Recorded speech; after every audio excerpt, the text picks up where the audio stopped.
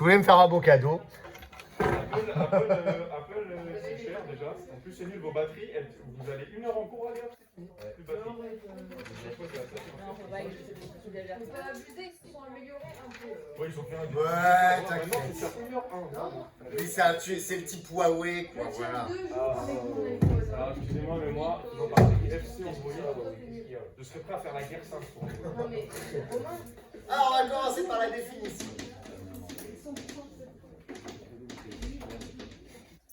Oh, mec.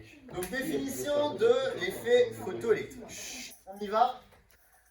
Alors, qu'est-ce qu'on a en fait? Comment vous pourriez définir l'effet photoélectrique? D'après ce que vous avez compris sur l'activité qu'on avait fait la dernière fois. Qu'est-ce que c'est qu'un effet photoélectrique? Déjà, il y a les photons, ouais. Et il y a... Ouais, alors, électricité, ça correspond à électrons. Donc, c'est un lien entre photons et électrons. Je vous rappelle juste, je te donne la parole après, on est dans la dualité onde-corpuscule, le lien entre la lumière, les photons et la matière va être exprimée en tant qu'électron. C'est pas la ionisation d'un métal. On va pas parler d'ionisation, tu peux parler d'ionisation, mais le terme ne correspond pas. Qu'est-ce qui se passe en fait dans un effet photoélectrique? C'est ce que je me souviens. On apporte on bombarde de photons, par exemple un métal. Un matériau. Et l'énergie qui est apportée par le photon, elle est transférée à l'électron. Exactement. En fait, l'effet photoélectrique, on va simplement dire que c'est une émission d'électrons. D'accord, qui sont issus d'un matériau. Donc, la matière, on est en train de voir l'interaction qui existe entre la lumière et la matière.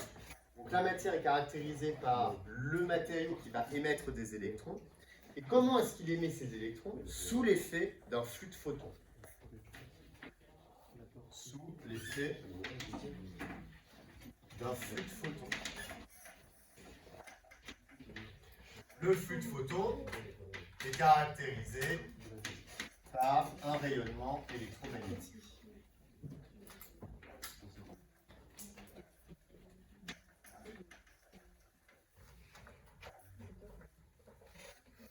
Donc en fait, c'est ça qu'on appelle l'interaction lumière-matière.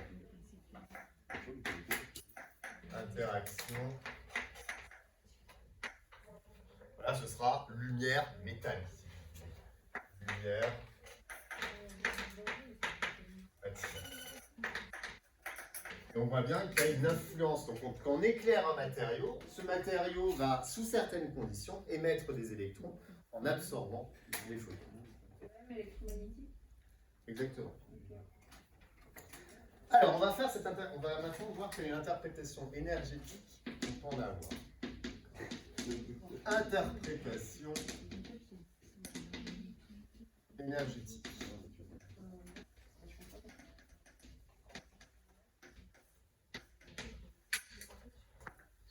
Ce qu'il voit encore là-dessus. Je vais mettre un peu plus de lumière.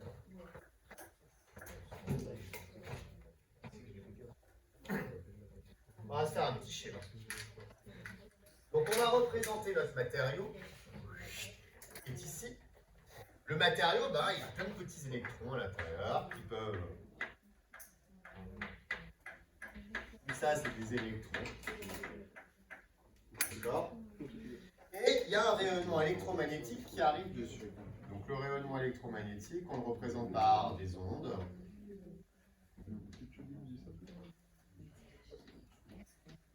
D'accord? Et ça, ce rayonnement, il a une certaine énergie. Comment on calcule l'énergie d'un rayonnement électromagnétique? Programme de première.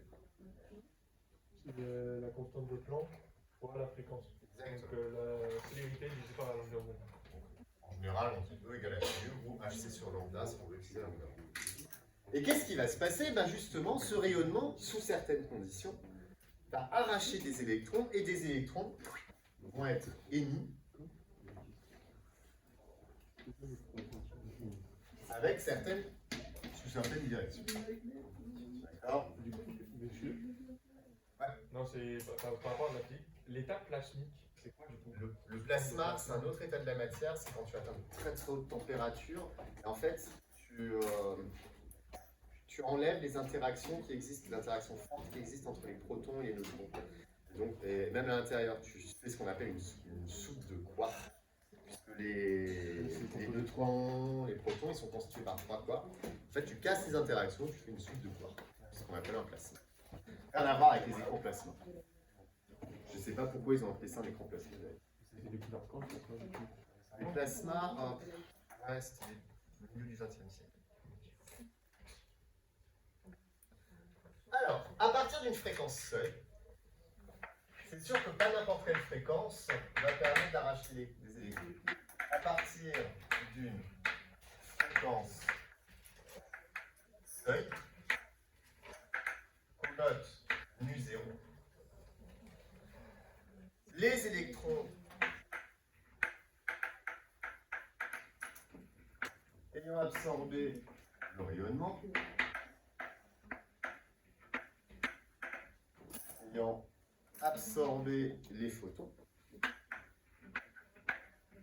vont être arrachés du matériau. Les photons ont absorbé les photons, les électrons ont absorbé les photons, sont arrachés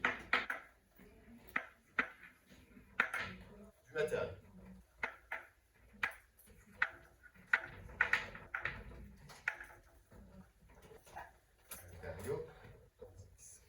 En fait, il faut leur apporter à ces électrons pour pouvoir les arracher une certaine énergie. On parle de travail d'extraction, pour pouvoir les extraire. On parle de travail d'extraction.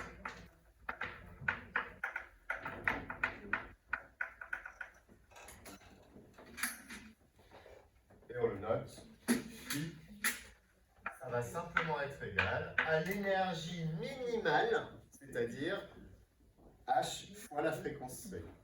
Donc phi, c'est égal à H. Voilà.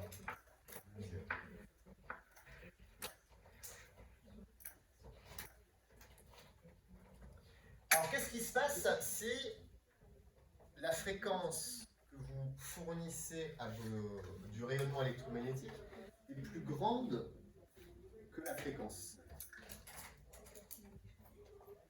Qu'est-ce qui va se passer? Donc là maintenant on va regarder si nu est supérieur à nu0. Qu'est-ce qui se passe pour les électrons?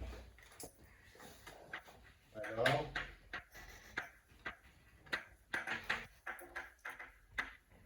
les électrons ils vont être arrachés, mais qu'est-ce qu'il va y avoir en plus?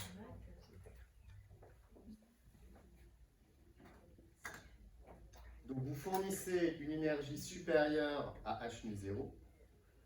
Il y a la partie juste H nu 0 qui va servir à extraire les électrons. Le reste de l'énergie va finir comment? En énergie cinétique. Donc ça va permettre à donner une certaine vitesse aux électrons. Donc, alors, les électrons acquièrent de l'énergie cinétique supplémentaire. Acquièrent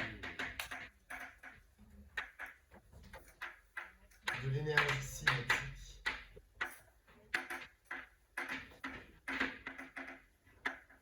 supplémentaire.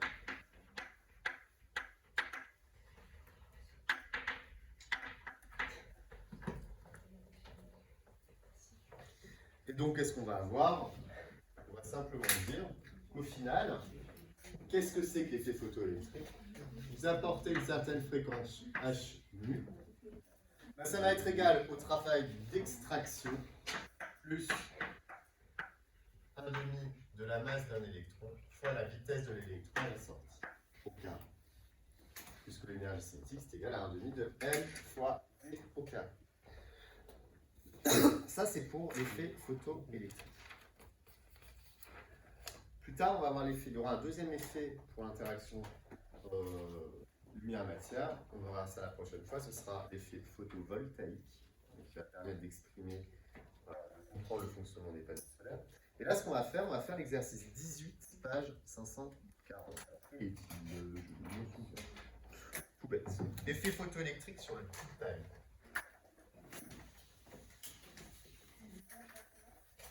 18 pages, je sais plus. 540.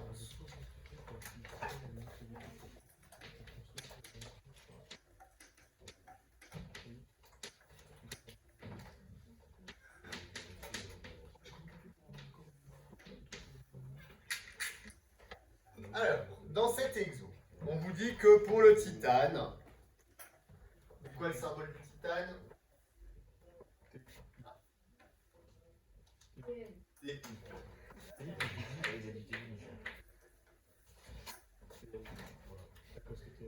TL c'est tellure. Non, même pas tellure, c'est tellure. Je sais pas si donc TI, l'extraction, elle est à 4,1 électronvolts. Calculer la longueur d'onde seuil du titane. Alors, la question est mal posée. La longueur d'onde seuil, ça ne veut rien dire. La longueur d'onde minimale ou maximale, la longueur d'onde nécessaire pour simplement extraire un électron. Donc là, on commence par calcul de lambda 0. Ça c'est facile. Même pas 2 minutes, ça doit être suffisant.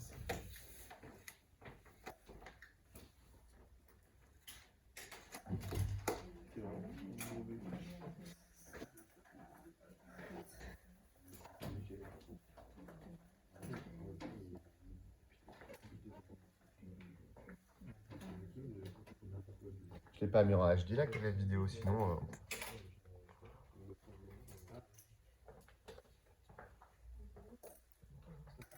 Alors, qui me fait ça?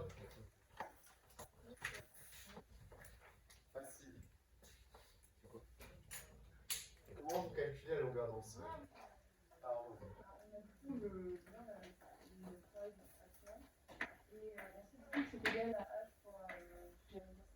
Nu. Tout nu. Voilà, ok. Et on sait aussi que H connu, c'est l'énergie, c'est égal à H sur C sur lambda.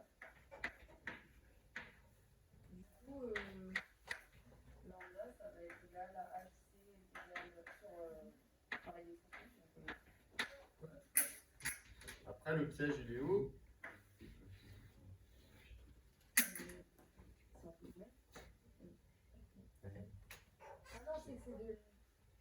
Voilà, le seul truc c'est que ça vous allez avoir des électronvolts. C'est toi qui... Non, hein? Ouais. Devant ta biche.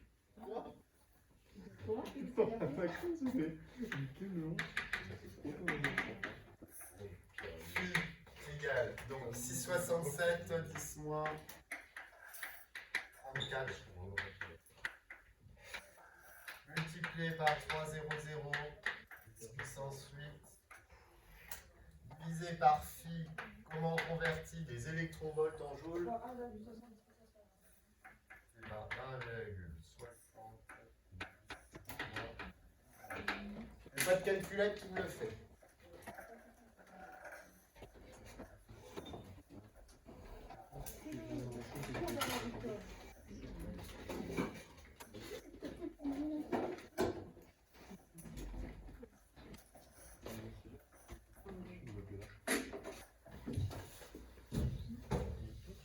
Allez, elle n'est pas contente, encore une fois.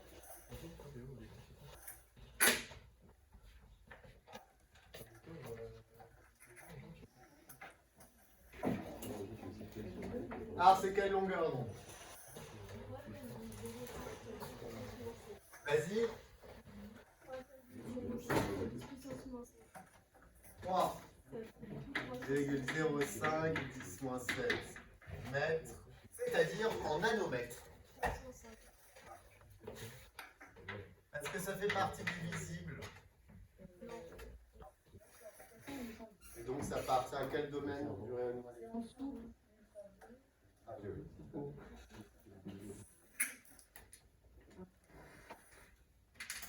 La deuxième question c'était de savoir qu'est-ce qui se passe lorsqu'on éclaire une lame de titane par un rayonnement de longueur d'onde de 450 nanométres. 2. Si lambda est égal à 450 nanométres.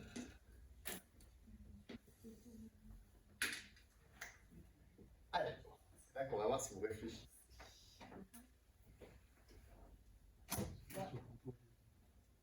On fait du coup H. Non, Ok. je te demande explication. La question, c'est simplement expliquer ce qui se passe lorsqu'on éclaire un rayonnement de longueur d'onde de 450 nanométres. Donc on ne le fait pas à 305, on le fait à 450. Il y a trop d'énergie. Explique. Je te dis pas encore si tu as raison ou pas. Mais tu es bien parti sur ton idée.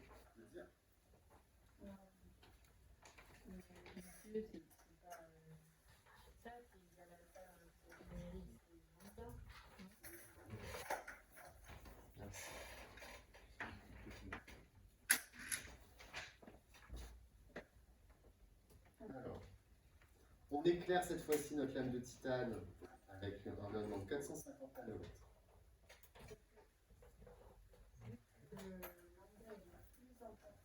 Le lambda 0. Ouais. Et la force d'extraction elle va être plus faible. Ça ne va pas ce type. La force d'extraction d'un métal pour l'effet photoélectrique, elle est propre au métal. Donc, quoi qu'il arrive, pour pouvoir extraire un électron par effet photoélectrique du titane, il faut absolument lui apporter un minimum de 4,1 électronvolts. Si on ne le fait pas, qu'est-ce qui se passe? Et il n'y en a pas assez, donc ça veut dire qu'il n'y a pas d'extraction d'électrons. Et donc, alors, on ne parle pas de réaction, il n'y a pas d'extraction. J'ai compris réaction. D'accord? Donc là, si on a 450 nanomètres. Il n'y a pas d'extraction. Pourquoi? La force d'extraction va être inférieure à celle nécessaire pour extraire. Ça passe tout. Le travail d'extraction va être inférieur. C'est mal dit. Non, c'est juste la constante de Planck, c'est 663. Ah, c'est 63. Alors, faites le calcul avec 663. Oui, 300. 63. Allez, on change de 2 nanos. Vraiment. Vu que c'est inversement proportionnel la longueur d'onde, si la longueur d'onde est peu importante, le travail d'extraction va être plus faible.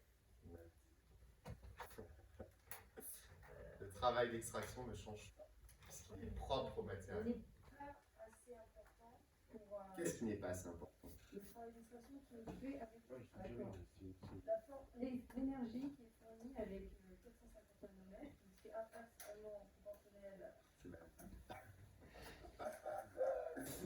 Au moins, elle essaye. L'énergie ne sera pas assez importante Pour faire quoi? pour extraire des électrons. Ben voilà pourquoi tu le dis pas comme ça, c'est tout bête. Tu essaies de te compliquer la vie, Maud, alors que utilise les termes les plus simples possibles. Nous, ce qu'on dit, comme est inversement proportionnel, c'est l'énergie, c'est féminin, à lambda. D'accord? Si lambda augmente, alors E diminue. Donc, pour une longueur d'onde ainsi, pour lambda qui est supérieur à lambda 0, E est inférieur à phi 0, à phi tout bête. Donc au final, et donc, le rayonnement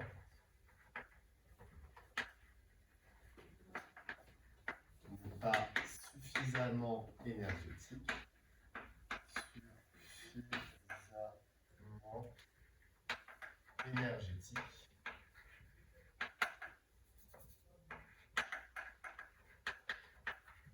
pour extraire un électron.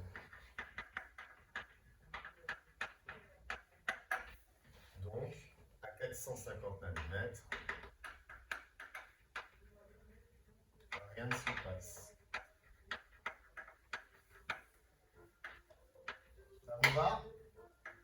C'est clair ou pas?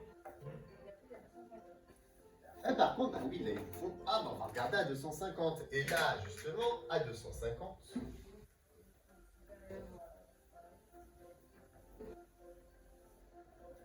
Donc là, c'est cette fois-ci si lambda est égal à 250 nanomètres. Bah, cette fois-ci, oui, puisqu'on a baissé la longueur d'onde, on a augmenté l'énergie de notre rayonnement. Là, non seulement on va extraire des électrons, mais en plus.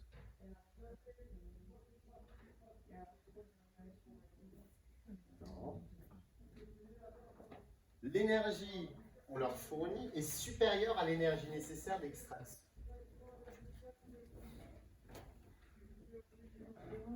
Imaginons, Romain est en face de moi, il m'énerve, mon rayonnement électromagnétique c'est ma main, je lui fous une petite baffe. Il va juste avoir un petit peu mal, mais il ne va pas bouger. Par contre, je lui donne une grosse baffe, non seulement il va avoir mal, mais en plus il va bouger. Exactement. Donc, les électrons en plus ils font quoi? Ils gagnent de l'énergie cinétique. Il y a de l'énergie cinétique.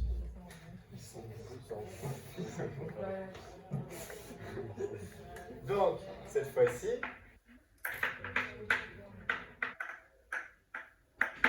lambda est inférieur à lambda 0. Donc, E est supérieur à phi. Les électrons sont extraits et gagnent de l'énergie cinétique. Et moi, je vous rajoute une question. Quelle est la vitesse à laquelle vont les électrons après l'extraction? Donc ça, c'est une petite question supplémentaire. Question plus. Quelle est alors la vitesse des électrons arrachés extraits? Tac.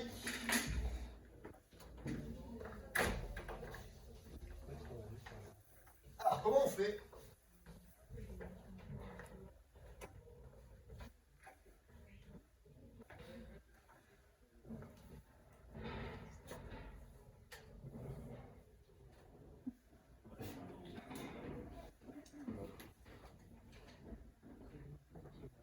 La hausse toujours.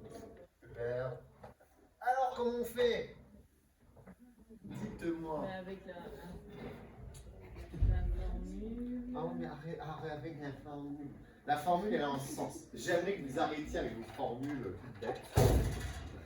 Non, mais attends. On donne de l'énergie sous forme photonique, clac. Cette énergie sous forme photonique, elle sert à extraire, plus donner de la vitesse.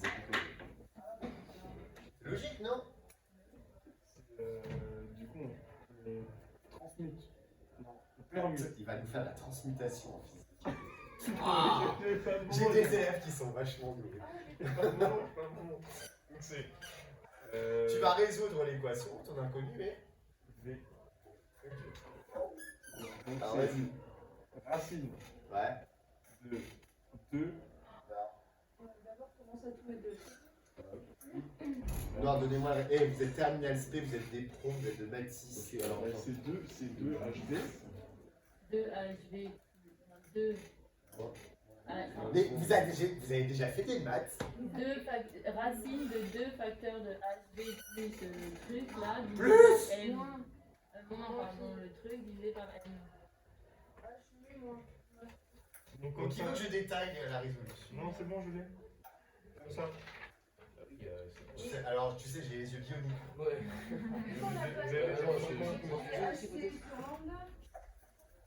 On n'a pas lu, faut utiliser Oui, en plus, il faut utiliser lambda. Donc on va dire que c'est HC sur lambda. C'est lambda qui est donné. Qui est égal à phi plus 1 demi de m v carré. En fait, je vais plutôt écrire comme ça. Oui. Et donc au final, que V est égal à Attends, V. Racine de. Sur lambda fois V.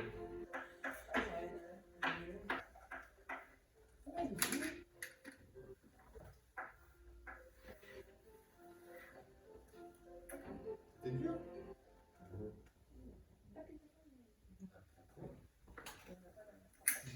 Ah bah ça on la trouve, tu tapes sur Google, masse d'un électron. Allez, Non mais ok d'accord, mais j'ai regardé le film, la formule là, elle on se la fait à façon de la bête, on va voir comme ça. Donc, application numérique, V ça va être racine de 10 séries, quelle est la masse d'un électron? 1,60 fois 10 puissance moins 19. Quelle horreur, ça c'est la Ah charge. non, c'est la charge, c'est Alors, qu'est-ce qu'il m'a dit? Tac, tac. Je veux juste la masse, il me donne tout sauf la masse. Il est débile. C'est 3 quelque chose fois 10 moins 34. Non. Non, c'est pas toujours négligeable la masse d'un C'est électron. 1,9 fois 10 moins 34. Et par ici, ça 9,1 10 moins 31. Comme ça. Ouais. Ah, mais il donne la masse. Merci en tout cas, nous avons 9,1 10 moins 31 kg. Multiplié par H, on a dit c'est 663 10 moins 34. C, c'est 3 10 puissance 8. Alors on met 3,00. Divisé par lambda, on a dit on était à 250 nanomètres, donc 250 10 moins 9. Et le travail d'extraction, il était égal à combien? C'est la constante de Planck. La constante de Planck et la masse d'un Non, électron. non, j'ai inversé. Je fais quoi de toi là? Pas loin. Non mais. Si vous l'avez, 4,1. Donc 4,1 fois 1,6 10 moins 19. Et là aussi, quand vous faites des racines, venez prendre tout la racine. Vous n'arrêtez pas en plein milieu. Faire le... Allez, on fait le calcul. Laura.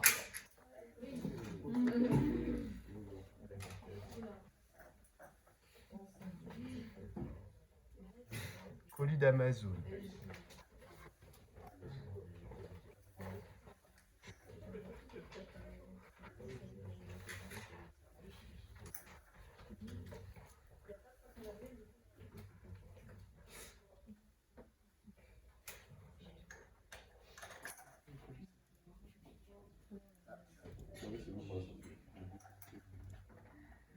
Attendez, j'ai un mec qui 10 heures.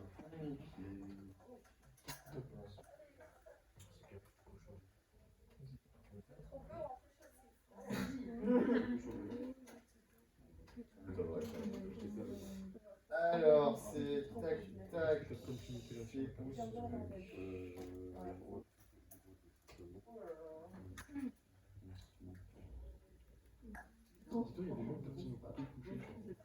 Ils se foutent de moi. Il y a marqué Ah, sur le cours qu'on est en cours le 12 avril. J'ai pas compris. Ouais, j'ai autre chose. Non. Maintenant, il ne comprend pas encore le final. Alors, qu'est-ce qui se passe encore? On est déconfiné. De toute façon, là, c'est décidé. Non, mais je te jure, sur le MD, ça qu'il y a un bug, mais il y a marqué qu'on est dans l'établissement le 12 avril. Alors que Non, mais ils sont pétés, là. Ils ont répondu. qu'est-ce qu'ils nous sont encore complétés? Reprogrammation du baccalauréat. C'est bien de le dire maintenant. Donc on va faire le CE à réaliser avant la fin juin. Épreuve de 3 terminale du 10 mai au 14 mai. C'est une blague. C'est une blague. Ils ont tout remis. C'est un poisson d'avril, c'est obligé. Ah, il y a moyen que ce soit un poisson d'avril. Épreuve orale de langue à réaliser durant les 2 premières semaines de juin. Ah, ils vont finir en TT là. Ils vont finir en Mais ce qui est bien, c'est qu'on apprend ça par la Mais attends, du coup, on doit passer les cours de terminale de maths et de physique. De vos deux spécialités entre le 10 et le 14 mai. Et, mais non, mais aussi d'histoire géo, d'enseignement scientifique. Non, mais monsieur, le 3-6, c'est anglais, espagnol et. Le 3C, c'est bien. Oui, c'est Mais anglais. non, moi je m'en fous, je vais passer mes SP.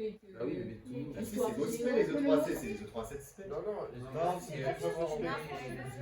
c'est ça, c'est pour les. Après, c'est deux. Des choses pour les C'est gens. vous, c'est Ah, vous c'est qui vous nous qui avez faites un fait vrai le sondage. Un petit poisson d'âge, c'est mignon. Mais comment vous avez fait? Allez, bien que je le fasse. C'est vous qui avez fait le montage. Ah, fallait bien rigoler un peu. C'est vous qui avez fait le montage. Ouais. Attendez, vous avez fait sur quoi? C'est mignon comme Vous montage. avez fait sur quoi le montage? PowerPoint.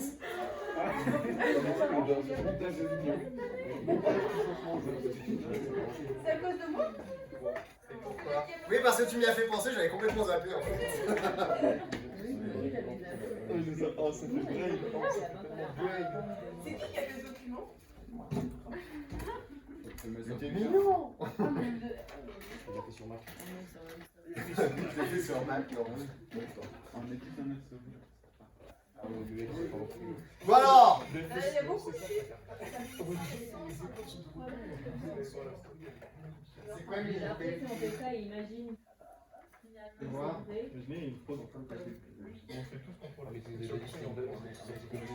Alors, ça nous fait.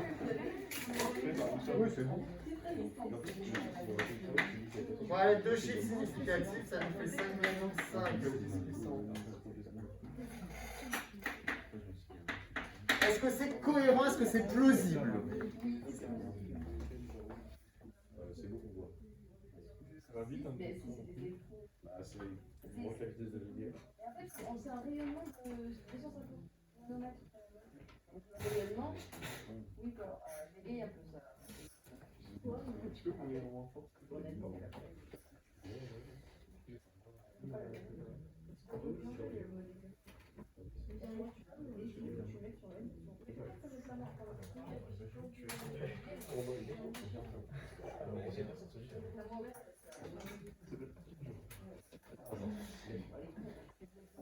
Donc en fait, on est à 1000 fois moins de la vitesse de la lumière à peu près, de 1800 fois moins.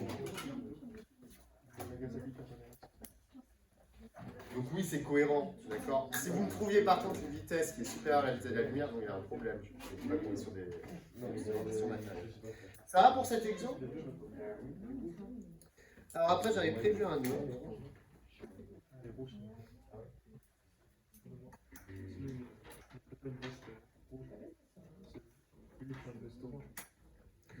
Le 22, c'est le même style.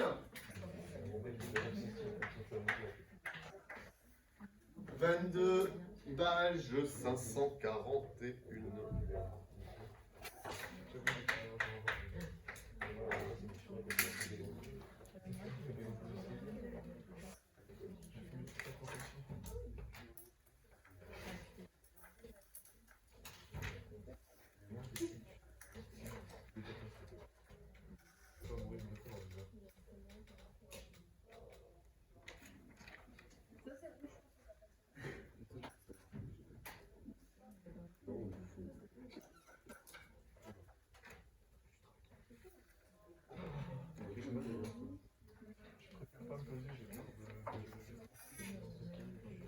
Alors, on a une cellule photoélectrique au césium. Je vais voir si j'ai pas des cellules photoélectriques à vous montrer. Comme on aurait dû faire un TP mardi prochain avec des cellules photoélectriques, en fait, c'est des genres de petites résistances qui captent la lumière. D'accord, complètement. Et il y a un grand équilibre. Donc, on en a ici. Et je voulais justement vous faire mesurer cet effet. Mais bon, on va pas prouver.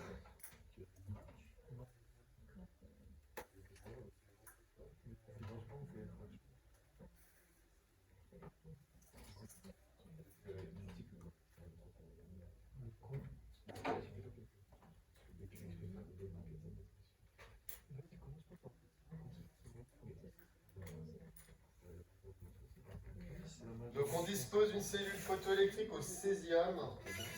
Seuls les rayonnements d'une longueur d'onde inférieure à lambda 0 de 0,66 micromètres permettent l'émission d'électrons. On vous demande de calculer la vitesse des électrons libérés lorsque la cellule est éclairée par une lumière monochromatique de 0,44.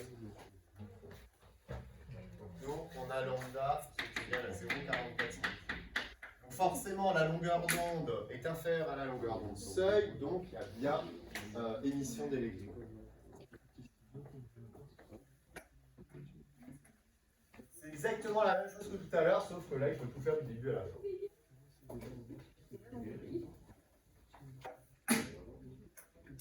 Alors comment on rédige ça? Ça va vite.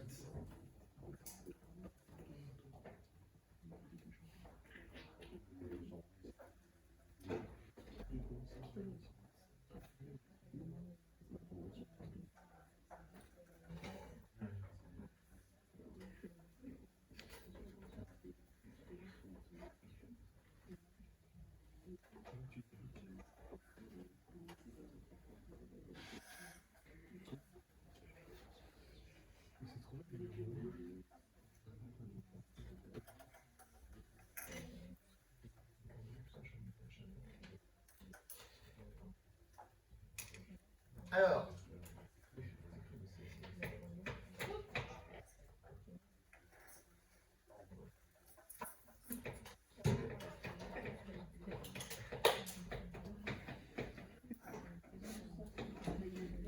Ceux qui sont nuls. oui, oui. Je sais bien. Jamais tu ne pourrais faire ça. C'est chez moi aussi. Bon alors, qui me le fait celui-là?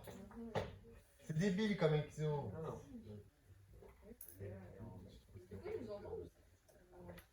Hein? Ouais. Comme ça, je vais mettre ça sur la chaîne YouTube et puis j'enverrai le lien pour les autres. Comme ça. Oui, en plus, ils vont avoir ça. Leur dites pas alors. Vous allez faire la blague aussi? Je l'ai enregistré donc. Ah, Du oui. coup, ils ont Faut l'envoyer par mail en disant. En plus, à un moment, je vous ai vu commencer à sourire. Ouais, en fait, non, mais moi, j'arrive pas. C'est ce genre de truc. Au début, on y a tous. Non, mais vraiment, le. Je suis très mauvais monteur. Parce qu'on le voit Moi, pas. j'ai pas compris pourquoi il a baissé. Non, ça va. Mais en fait, c'était trop proche. Le poisson d'avril, ça, je me dis bien que. Vous avez dû mettre le lendemain comme ça, tout le monde fait ça. Ah non, ça marchait plus. J'ai l'impression que le produit. Alors. Qu'est-ce qu'on dit? On repart toujours de notre formule de base de l'effet photoélectrique. H nu est égal au travail d'extraction plus 1,5 mv carré. Et puis maintenant, on reformule. Nous, on parle en longueur d'onde, donc on a un rayonnement de longueur d'onde lambda. Le travail d'extraction, comment vous pouvez l'exprimer autrement à partir de la longueur d'onde d'extraction qui vous est donnée?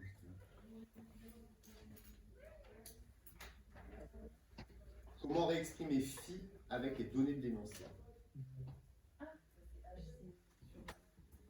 Lequel? Sur lambda 0, HC sur lambda 0, plus l'énergie cinétique de notre électron, et bien au final, on n'a plus qu'à dire que la vitesse de l'électron, ça va être la racine carrée de 2 sur m, de 2hc sur m, facteur de 1 sur lambda, moins 1 sur lambda 0.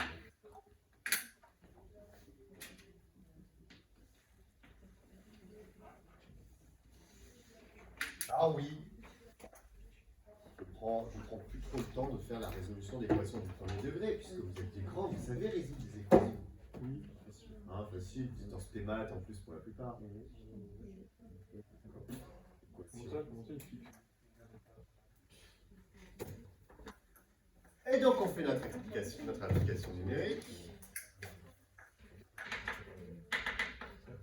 La vitesse de notre électron, ça va être la racine de 2 fois 6,63 10 moins 27 moins 34 fois 3,00 10 puissance 8, le tout, la masse d'un électron 9,1 10 moins 31 kg, facteur de 1 sur, donc lambda c'est 0,44, moins 1 sur 0,66. Et en fait, je peux qu'écrire à chaque fois 10-6, je le mets là le 10-6. Est-ce que j'ai le droit de faire ça?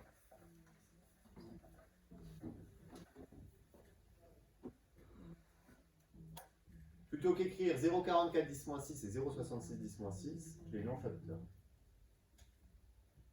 Ça vous choque? Ah, pourquoi 10-6 là? Non. Déjà, je tue les secondes quand ils me disent une question. C'est en micromètre.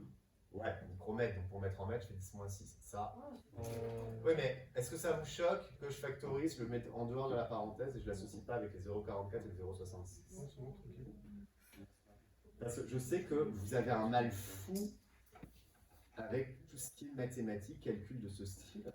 Vous n'arrivez plus à manipuler les équations mathématiques. Et c'est ça, moi, qui me fait peur. C'est que vous avez un sens physique, vous arrivez à faire plein de trucs. Oui, oui, t'as des discours. Non.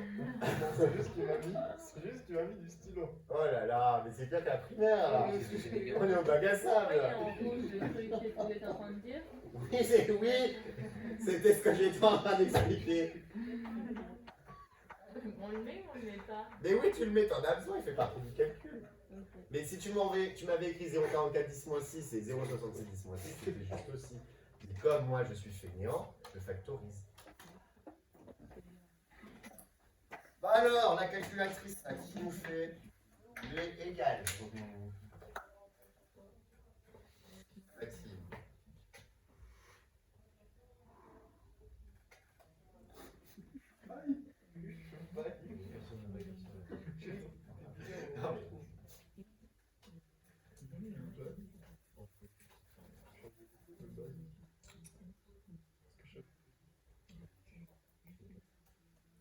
Ils ont du mal. Ça fait ça une minute.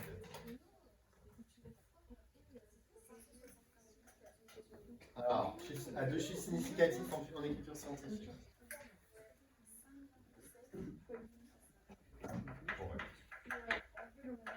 Mètres par seconde. C'est vrai que c'est du même ordre de grandeur ce qu'on a trouvé tout à l'heure. C'est à peu près pareil. Vous voyez, vous devez toujours trouver de l'ordre de 10 puissance 5 mètres par seconde lorsque vous faites des effets photoélectriques. C'est en général ce qu'on vous donne comme valeur.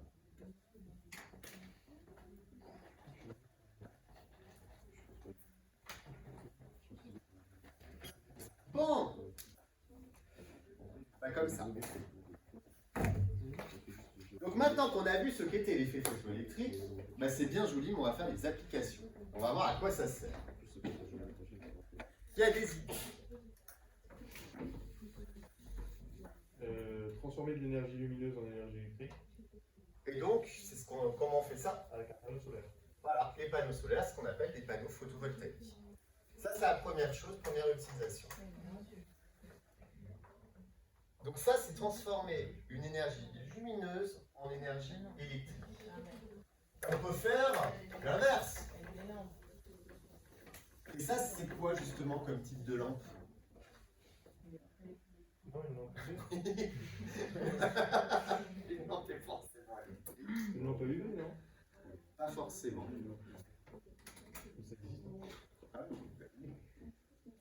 Quel type de lampe est-ce qu'on utilise actuellement?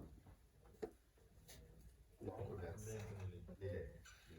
LED, en fait, ça c'est l'abréviation en anglais. En français, c'est diode, c'est DEL, diode électroluminescente. Donc on a bien électroluminescente, on va voir le lien qui existe entre eux. Qu'est-ce que ça représente la luminescence? La luminescence, pardon.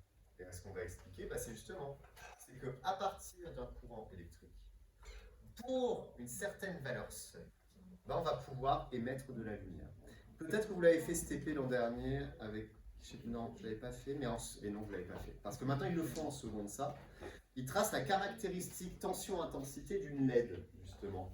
Et en fait, ils balancent une certaine intensité, et il n'y a pas de tension.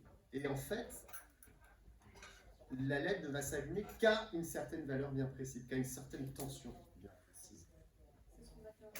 Exactement. Elle est en DL. Vous en souvenez peu, vous hein? Oui, pour faire la mesure de la constante de Planck. Et oui, mesure de constante de Planck, énergie de photon, etc. Vous voyez, tout est lié en fait. C'est génial. romantisme.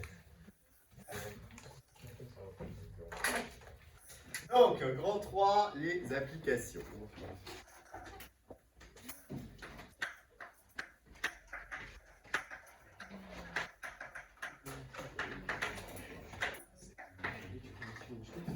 On va juste faire ces deux applications, on ne fera pas les exercices, je finis le cours, comme ça pour la semaine prochaine, vous aurez 2 exos à préparer. On les corrigera en distance. Donc on va parler de l'effet photovoltaïque.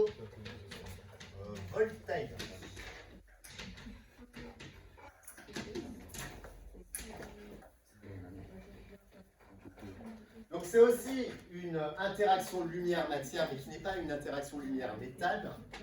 C'est une interaction lumière avec un semi-conducteur.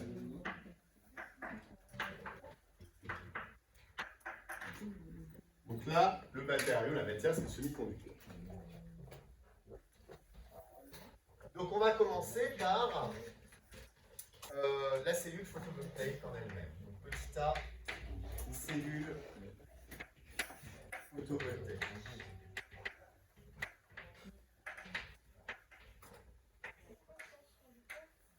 Un semi-conducteur.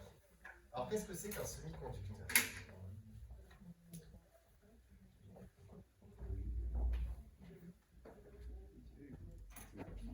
Et qui conduit à moitié le courant, c'est ça? Une puissance moins 1.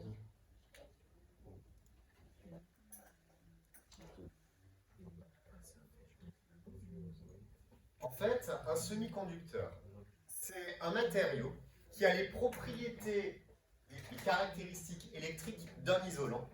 Donc à la base, c'est comme un isolant, mais pour lequel la probabilité qu'un électron puisse contribuer à un courant électrique, elle est suffisamment importante pour créer un courant électrique. Donc c'est un matériau qui est entre l'isolant et le conducteur. Donc, sous certaines conditions, on arrive à un matériau isolant, on arrive à le rendre conducteur. C'est ce qu'on appelle un semi-conducteur. Alors comment on le représente? Un semi-conducteur, il est caractérisé par ce que l'on appelle une bande de valence. Ça, c'est la bande de valence. Alors qu'est-ce que c'est que la bande de valence, d'après vous? Dans quel cadre on a déjà parlé de valence? Ouais, structure électronique, c'était ce sont les électrons qui sont situés sur la dernière couche remplie d'un atome. La bande de valence, on a BV. Alors, donc la bande de valence, elle possède des électrons de valence.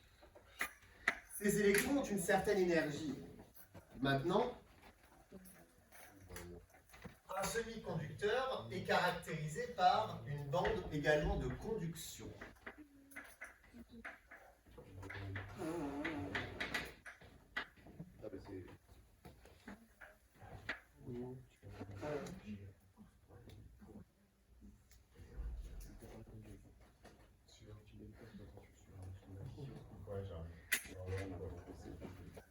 On avait trouvé le truc flip, Ah ouais, c'était avec quoi? Tu sais, moi, j'ai testé les élèves de mon normal, mais moi, sur mon ordinateur, C'est inverse. quand j'écris au tableau, je vois là. Oui, voilà. Ouais, normal, non. J'arrive. Donc, un semi-conducteur, justement, pour pouvoir conduire le courant, il faut apporter une certaine dose d'énergie de façon à ce que les électrons puissent passer dans ce qu'on appelle la bande de conduction. Quand les électrons sont dans la bande de conduction, bah, qu'est-ce qui se passe? Ça conduit le courant, donc il y a établissement d'une intensité électrique. Et donc pour ça, il faut faire monter ces électrons dans la bande de conduction. Comment on peut faire? N'oublions pas que nous sommes dans une cellule photovoltaïque. Alors,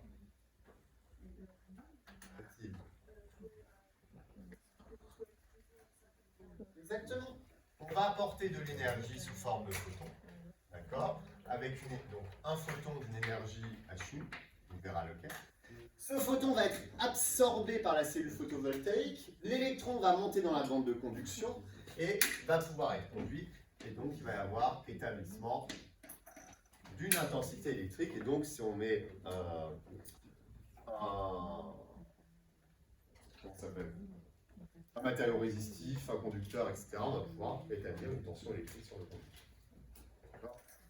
Donc ça, c'est ce que l'on appelle la cellule photovoltaïque. Très simple. Est-ce que vous avez compris le fonctionnement? Elle est basée sur quoi, donc? Sur quel principe physique qu'on avait vu en première? Vous vous souvenez des niveaux d'énergie? Et donc, ça correspond à quoi?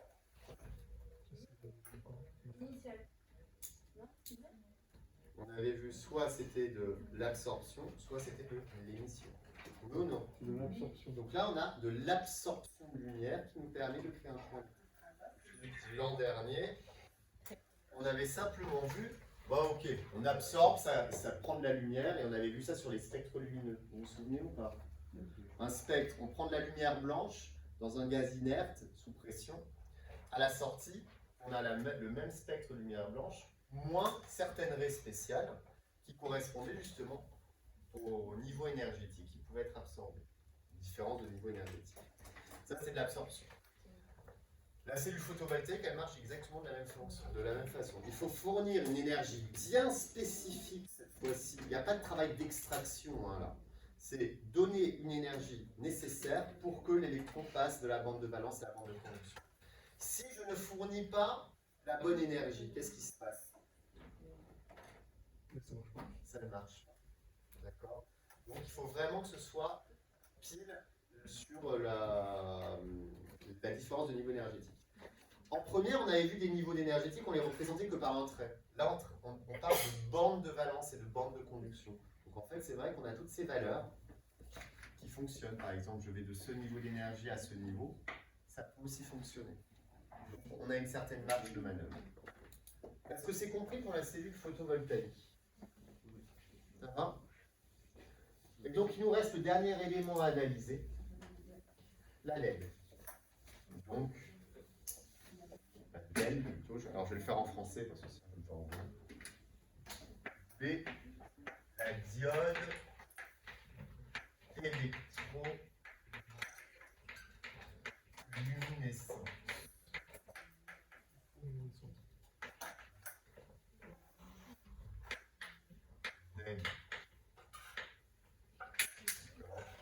Bah là, c'est pratiquement le même principe. Vous avez votre bande de conduction, vous avez votre bande de valence. Cette fois-ci, vous faites passer un courant électrique à l'intérieur de votre matériau.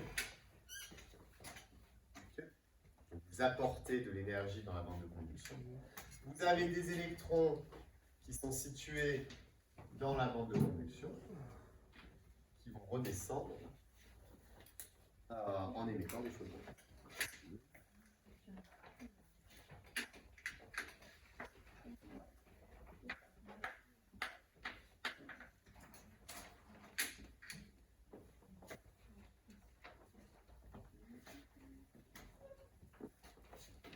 Donc là, on a un transfert de l'énergie électrique vers de l'énergie lumineuse.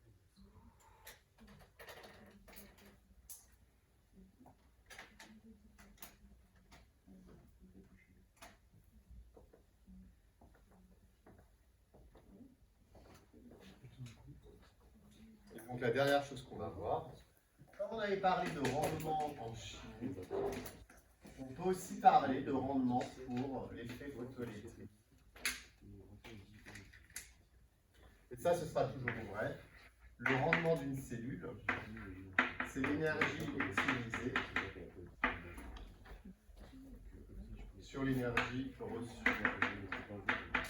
On peut aussi parler en termes de puissance utile sur la puissance reçue.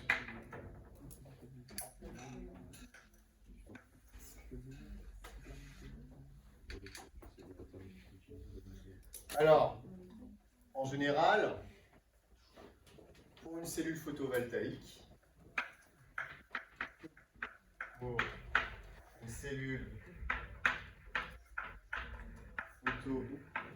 photovoltaïque, l'énergie, la puissance reçue par la cellule, elle est égale à quoi?